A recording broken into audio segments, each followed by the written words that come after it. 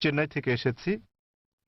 প্রশ্ন করার আগে আমি একটি উদাহরণ দেব, তারপর আমি আমার প্রশ্নটি করব। বিজ্ঞানীরা অনেক ধরনের জিনিস আবিষ্কার করেছেন মানব জাতির জন্য। উদাহরণস্বরূপ বলা যায়, আলেকজান্ডার গ্রাহাম বেল টেলিফোন আবিষ্কার করেছেন, কিন্তু আলেকজান্ডার গ্রাহাম বেলের সময় ফোন ছিল অন্যরকম।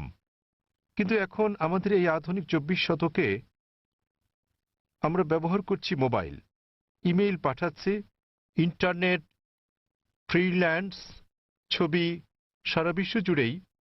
আমি যা বলতে চাইছি, মানুষ যাই সৃষ্টি করেছে তার কিছু অংশের পরিবর্তন হতে পারে, কিন্তু একটা ব্যাপার আমি বুঝি, তা হলো যদিও আমি একজন আধ্যাত্মিক মানুষ, তো এই সাপ্তাহিক চক্র অর্থাৎ সপ্তাহের ৭ দিন এটা সারা বিশ্বেই একই নিয়মে পালন করা হয়। হোক এটা ভারতে, আফগানিস্তানে, অথবা হতে পারে জার্মানি, ইউরোপ, মধ্যপ্রাচ্য, আফ্রিকা, যেখানেই হোক না কেন, প্রায় ৬০০ কোটি মানুষ এই সাপ্তাহিক চক্রকে অনুসরণ করে, অর্থাৎ ৭ দিন, রবিবার থেকে শনিবার। আমার মনে হয় ডাক্তার সাহেব, এই ৭ দিনের সাপ্তাহিক চক্র কোনো মানুষের দ্বারা তৈরি হয়নি। আমি বুঝতে পেরেছি এই সাপ্তাহিক চক্র তৈরি হয়েছে সর্বশক্তিমান সৃষ্টিকর্তার হাতেই। আমি প্রশ্ন করতে চাই যে এই ৭ দিনের চক্রের কথা কি কোনো ধর্মগ্রন্থে লেখা আছে? আর সাথে আরেকটি প্রশ্ন, সেটি হলো যে আল কোরআনে কি সৃষ্টির কোনো নিয়মের উল্লেখ আছে কিনা? এইটুকুই। ভাই একটা প্রশ্ন করলেন যে মানুষ যখন কোনো কিছু আবিষ্কার করে, উদাহরণ হিসেবে আলেকজান্ডার গ্রাহাম বেলের টেলিফোন আবিষ্কারের কথা বলেছেন, কিন্তু সময়ের সাথে সাথে এটা বদলাতে থাকে, আর এখন আমরা মোবাইল ফোন ব্যবহার করছি যা অনেকটাই ভিন্ন। এগুলো মানুষের সৃষ্টি, কিন্তু এই সাপ্তাহিক চক্র সারা পৃথিবীতে অনুসরণ করা হয়। এটা সর্বশক্তিমান আল্লাহর সৃষ্টি, সর্বশক্তিমান আল্লাহর সৃষ্টি, সেজন্য এটা সমগ্র পৃথিবীতে অনুসরণ করা হয়। তিনি জানতে চান যে এই পৃথিবীর এই আবিষ্কারের কথা কোরআনে অথবা আগের ধর্মগ্রন্থগুলোতে উল্লেখ আছে কি না। ভাই আপনাকে একটা কথা বলি, আমি আপনার সঙ্গে একমত। মানুষ যখন কোনো কিছু আবিষ্কার করে সেটার বিবর্তন হতে থাকে, উন্নতি হতে থাকে, শুধুমাত্র আল্লাহরটা ছাড়া। আল্লাহ হলেন নিখুঁত, তিনি কিছু সৃষ্টি করলে সেটা নিখুঁতভাবে সৃষ্টি করেন, অথবা তিনি ধাপে ধাপে এটাকে উন্মোচন করতে পারেন, কারণ সৃষ্টির জন্য তিনি যেটা সৃষ্টি করেছেন মানুষের জন্য তারা বুঝতে নাও পারে।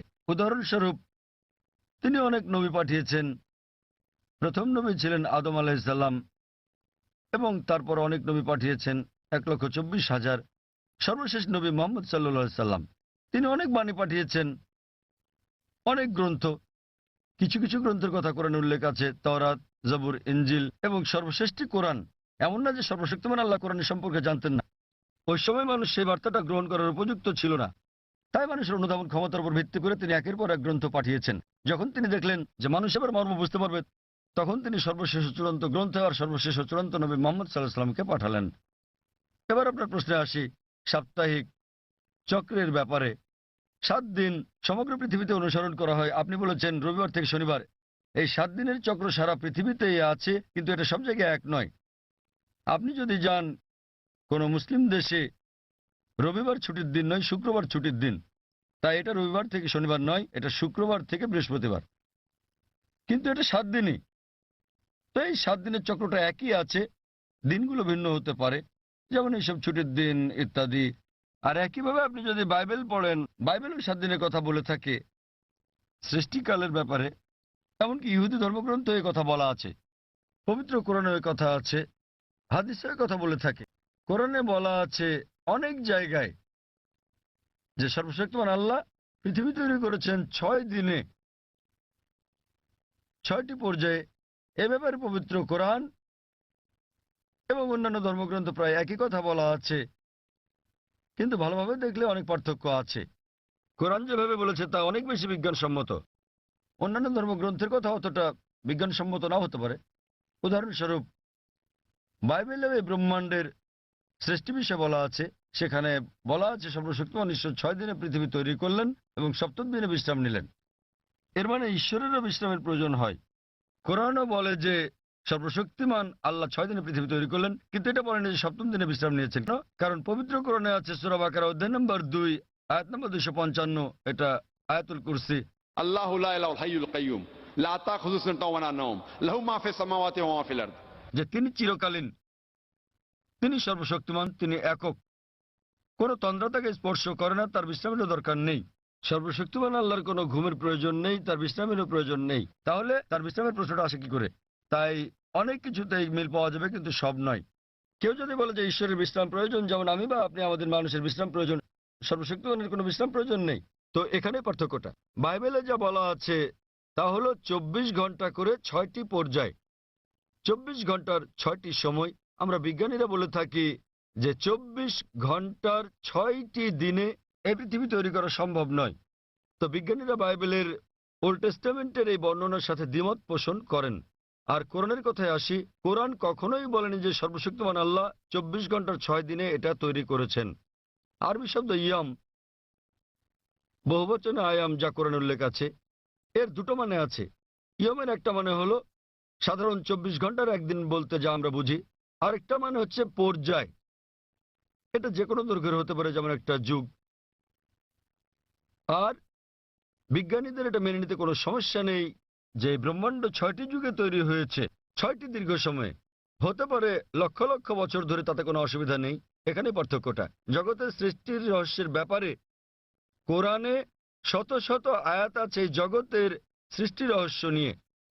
আমি এটার উপর একটা লেকচার দিতে পারি, কিন্তু এখানে সময় নেই। আমি শুধু কয়েকটা উদাহরণ দেব। কোরআন পৃথিবীর সৃষ্টি রহস্য নিয়ে কি বলে তাই নিয়ে সেখানে অনেক কথাই বলা আছে, কিন্তু কোরআনে যা বলা আছে এর অধিকাংশই কোরআন নাজিলের সময় আমরা জানতাম না। কোরআন যখন 1400 বছর আগে নাজিল হয়েছিল, এসব কথা অজানা ছিল। উদাহরণস্বরূপ, আজ একজন বিজ্ঞানীকে জিজ্ঞেস করলে তিনি উত্তর দেবেন। আমরা যদি বলি যে কিভাবে পৃথিবীর সৃষ্টি হলো, তাহলে তিনি বলবেন যে প্রথমে এখানে ছিল একটি নীহারিকা, তারপর একটা গৌণ বিচ্ছেদ ঘটল, বিগ ব্যাং, যা থেকে জন্ম নিল ছায়াপথ, তারকামণ্ডলী, গ্রহসমূহ, সূর্য, এমনকি পৃথিবী যেখানে আমরা বাস করি। এটা কয়েকজন বিজ্ঞানী আবিষ্কার করেছিলেন প্রায় 35-40 বছর আগে। আর এটাকে বলা হয়ে থাকে বিগ ব্যাং, যেটা 40 বছর আগে আবিষ্কৃত হয়েছে। আর যেটাকে আজকে বিজ্ঞানীরা বলছেন বিগ ব্যাং, এটা কোরআনে বলা হয়েছে 1400 বছর আগে। সূরা আম্বিয়া অধ্যায় নম্বর 21 আয়াত নম্বর 30 বলা হয়েছে যে আওয়ালাম ইয়ারাল্লাযিনা কাফারু অবিশ্বাসীরা কি দেখে না আন্নাস সামাওয়াতি ওয়াল আরদা কানাত রাতকান ফাতাকনাহুমা। যে আকাশমণ্ডলী ও পৃথিবী একত্রিত ছিল, অতঃপর আমি পৃথক করে দিলাম। এখানে কোরআন এই ব্রহ্মাণ্ডের সৃষ্টি বিষয়ে সংক্ষেপে বলে দিচ্ছে যে আকাশমণ্ডলী ও পৃথিবী একত্রিত যুক্ত ছিল, এরপর আমি তাদের পৃথক করে দিলাম। আজকের বিজ্ঞানীরা সৃষ্টির রহস্য নিয়ে যা বলছেন তার নাম দিয়েছেন বিগ ব্যাং। এটা কোরআনে 1400 বছর আগে বলা হয়েছে। আমরা আগে মনে করতাম যে এই যে আমরা পৃথিবীতে আছি এটা সমতল। মাত্র কয়েকশো বছর আগে আমরা জানতে পারলাম, যখন স্যার ফ্রান্সিস ড্রেক 1557 সালে পৃথিবীটা নৌপথে ভ্রমণ করলেন, তিনি প্রমাণ করলেন যে পৃথিবী বর্তুলাকার। কোরআন এটা বলেছে 1400 বছর আগে। সূরা নাজিয়াত অধ্যায় নম্বর 79 আয়াত নম্বর 30। ওয়াল আরদা বাদা যালিকা দাহাহা। এবং তারপর আমি পৃথিবীকে তৈরি করলাম ডিম্বাকৃতি। আরবি শব্দ দাহাহা এর একটা মানে হলো প্রসারিত হওয়া, যেভাবে পৃথিবী প্রসারিত হয়েছে। আরেকটা মানে আরবি দুইয়া শব্দ থেকে এসেছে, যার মানে হচ্ছে ডিম। এটা কোনো সাধারণ ডিম নয়, এটা বিশেষভাবে বোঝায় উট পাখির ডিমকে। এবং আমরা জানি পৃথিবী একটা বলের মতো সম্পূর্ণ গোলাকার নয়, এটা দুই প্রান্তে একটু চ্যাপ্টা। এবং আমরা যদি একটা উট পাখির ডিমের আকৃতি চিন্তা করি, সেটাও আসলে বর্তুলাকৃতির। একবার চিন্তা করেন, কোরআন পৃথিবীর বর্তুলাকৃতির কথা বলেছে 1400 বছর আগেই। আগে আমরা মনে করতাম চাঁদের আলো তার নিজস্ব আলো। সম্প্রতি বিজ্ঞান থেকে জানতে পেরেছি 100 বছর বা 200 বছর আগে যে চাঁদের আলো তার নিজের আলো নয়, বরং সেটা প্রতিফলিত আলো। কোরআন এটা বলেছে 1400 বছর আগেই। সূরা ফুরকান অধ্যায় নম্বর 25 আয়াত নম্বর 61 যে সর্বশক্তিমান আল্লাহ আকাশে তৈরি করেছেন নক্ষত্রপুঞ্জ, আর সেখানে জেলে দিয়েছেন একটি প্রদীপ, সূর্য, যা তার নিজের আলোয় জ্বলে। আর চাঁদ জলে প্রতিফলিত বা ধার করা আলোয়। চাঁদের আলোর আরবি শব্দ হচ্ছে মুনির বা নূর, যার মানে হচ্ছে ধার করা বা প্রতিফলিত আলো। কিন্তু সূর্যের আলোর জন্য ব্যবহৃত হচ্ছে ওয়াহাজ, সিরাজ, দিয়া অর্থাৎ মশাল, গনগনে প্রদীপ, প্রজ্বলিত আলো, যা সূর্যের আলোকেই তার নিজস্ব আলো হিসেবে বোঝাচ্ছে। এখানে অনেক আয়াত আছে কোরআনে যা সৃষ্টিজগৎ বিষয়ে, জ্যোতির্বিদ্যা বিষয়ে বলে। আমি যখন ছিলাম স্কুলে আমি পড়েছিলাম যে সূর্য যদিও ঘুরে, এটা তার নিজের অক্ষে আবর্তন করে না, এটা নিশ্চল। কোরআনের সূরা আম্বিয়াতে বলে, অধ্যায় নম্বর 21 আয়াত নম্বর 33, هو الذي خلق الليل والنهار আল্লাহ সৃষ্টি করেছেন দিন ও রাত, والشمس والقمر সূর্য এবং চন্দ্র, كل في فلك يسبحون। প্রত্যেকে তার নিজ কক্ষপথে বিচরণ করছে। কোরআন বলছে সূর্য এবং চন্দ্র আবর্তন করা ছাড়াও তাদের নিজস্ব অক্ষের উপর ঘুরছে। আর আজ বিজ্ঞানের এত উন্নতির পরে আমরা জানি যে আমরা একটা টেবিলের উপর যদি সূর্যের ছায়া দেখি তাহলে আমরা দেখতে পাবো যে সূর্যের গায়ে কালো দাগ রয়েছে, এবং এই কালো দাগগুলো প্রায় 25 দিনে একবার সম্পূর্ণ আবর্তন করে, যা দিয়ে বোঝায় সূর্য প্রায় 25 দিনে একবার আবর্তন করে। আর এভাবেই কোরআন বলে আকাশের কথা যে এটা একটা ছাদের মতো। সূরা আম্বিয়া অধ্যায় নম্বর 21 আয়াত নম্বর 32। কোরআন পদার্থের প্রথম অবস্থার কথা বলে প্লাজমা। কোরআন বলে সূরা জারিয়াতে অধ্যায় নম্বর 51 আয়াত নম্বর 47 যে আমি এই বিশাল আকাশকে নির্মাণ করেছি, এই ক্রমবর্ধনশীল বিশ্ব যা আমরা সম্প্রতি জেনেছি। এভাবেই কোরআনের অনেক জায়গায় সৃষ্টি রহস্যের কথা বলা হয়েছে।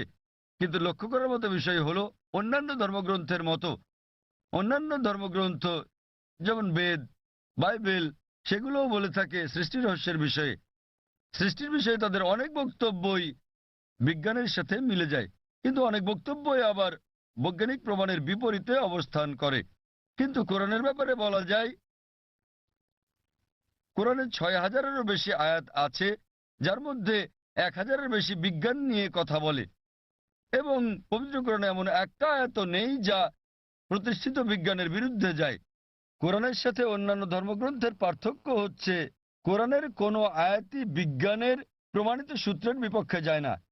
এটা কোনো তত্ত্বের বিপক্ষে যেতে পারে, কারণ তত্ত্ব বদলে যায়, কিন্তু একটি আয়াত প্রতিষ্ঠিত বিজ্ঞানের বিপক্ষে যায় না। এই কারণেই কোরআন একটি অনন্য গ্রন্থ। আর বলা যায় এটি সর্বশক্তিমান আল্লাহর একমাত্র আসমানি কিতাব, একমাত্র ধর্মগ্রন্থ যা তার প্রকৃত রূপে এখন পর্যন্ত অবিকৃত আছে। এই কারণেই আপনি যদি সমস্ত ধর্মগ্রন্থগুলোকে বিজ্ঞান দিয়ে পরীক্ষা করেন, সবগুলোই ফেল করবে কোরআন ছাড়া। আর কোরআন হলো এই পৃথিবীর বুকে একমাত্র ধর্মগ্রন্থ যা বিজ্ঞানের পরীক্ষায় পাশ করবে। আশা করি উত্তরটা পেয়েছেন।